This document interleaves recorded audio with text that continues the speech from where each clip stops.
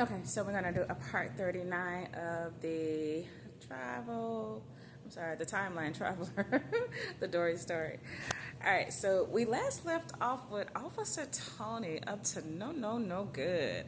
I mean, he was trying to find any way to keep his mind off a miracle, but seems like he couldn't do it, and he found out the hard way, literally.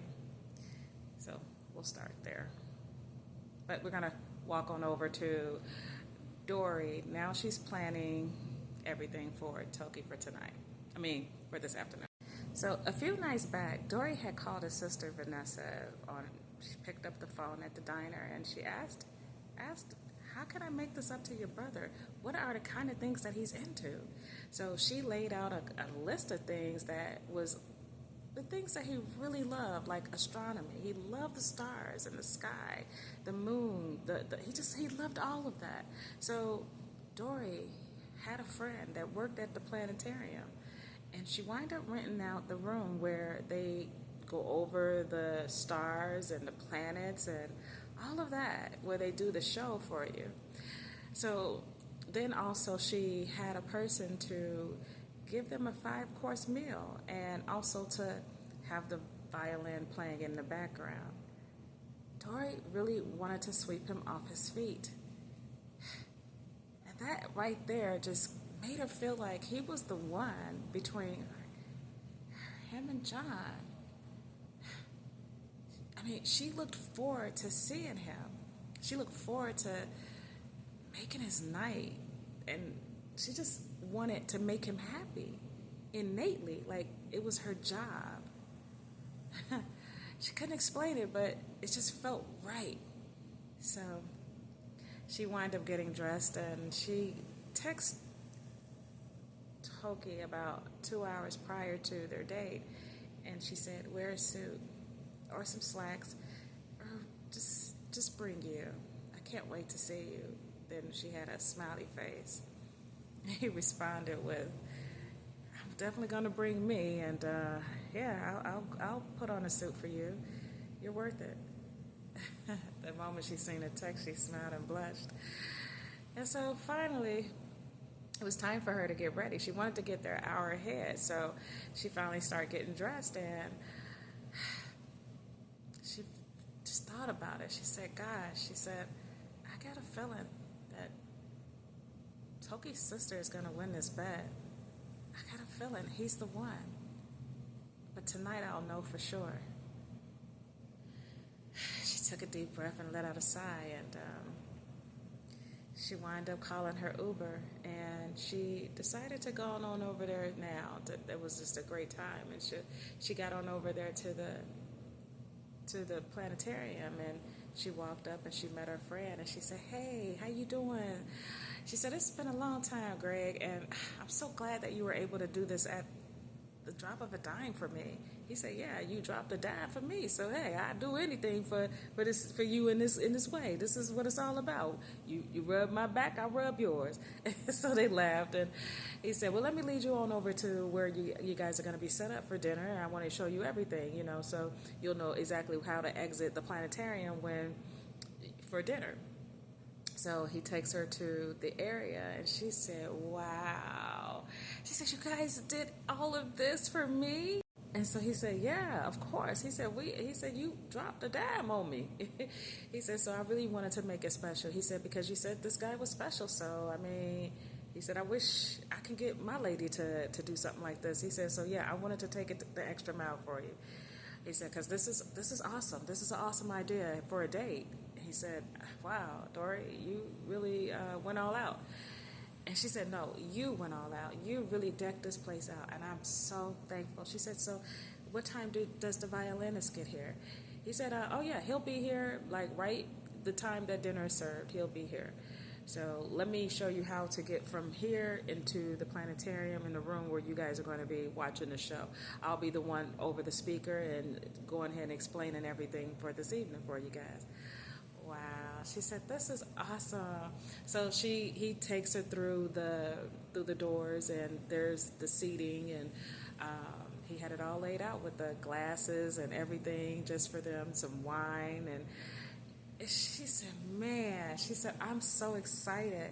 He said, yeah, I would be too. He said, wait till he walks in. He said, wait till he sees what's going on. He said, if this is something that he loves, he said, you really, you're going to win this guy over, like 100%. I don't know. I just feel like he deserves it. You know, he just gives me cosmic vibes, and I just feel like he deserves it. Well, I'm sure this guy is going to be extremely happy to see how you really express yourself this way. Well, all right. Well, let me. I think. I mean, I'm just excited. I don't even know. There's nothing for me to do. You literally done it all. I mean, I was gonna come and do some extra touches, but you got the flowers, you got the candles, you got the lights, you got everything. You even got the champagne and the bucket, the ice, and I'm just ecstatic. I mean, I guess I'll just sit here and matter of fact, I need to call his Uber. Oh, you even getting him over here? Well, yeah. I mean, sure. So she went ahead and called his Uber, and she called him and told him that his Uber should be coming up to him in about the next 10 minutes. And he's like, great, I've been ready for probably about a half an hour now. And he said, yeah, I'm just sitting at the diner just hanging out with my sister. And he said, I'm really excited. He said, what did you plan? Well, I told the Uber not to tell you where he was taking you. Right before you get to the place, he's going to give you some blindfolds. And you better put them on, okay? Okay. No peeking, okay? Okay, I promise. I won't peek. I'll follow instructions. I want to be as surprised as you want me to be. Oh, this is great, because I'll come out and get you at the car, and that's when you have to trust me. Yeah, it's Dori. Okay, okay. I'm not going to even, okay, this is great. So she looked at her car. The car should be there in about 5 minutes. I'll let you know when it buzzed me for 2 minutes, and then you can go out. It's a red car. It's red, a red Nissan. Okay, sounds good.